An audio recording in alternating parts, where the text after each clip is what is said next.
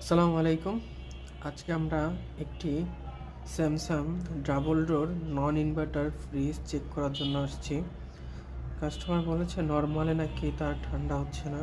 তো এসে দেখলাম যে নর্মাল অংশের যে চেম্বার এটাতে হালকা বরফ জমে আছে। তারপরে চেক দিচ্ছি যে কোথাও কোনো প্রবলেম আছে কিনা। যে বরফ আছে এটা কোনো প্রবলেম না, কিন্তু তারপরে একটু চেক দিচ্ছি, মনে হচ্ছে যে ফ্যান মোটরটা ঘুরতেছে না। যে কুলিং ফ্যান ওটিতেই সমস্যা মনে হচ্ছে। তারপর আমরা চেক করছি যে ফ্যান মোটরটা চলে কিনা। তো ওয়েট করতেছি কিছুক্ষণ ধরে, যে দেখতেছি যে আগে ফ্যান মোটরটা চলতেছে কিনা। এটি হচ্ছে ডাবল ডোর ব্ল্যাক কালার স্যামসাংয়ের ফ্রিজ। এটি প্রায় 8-10 বছর আগের মডেল।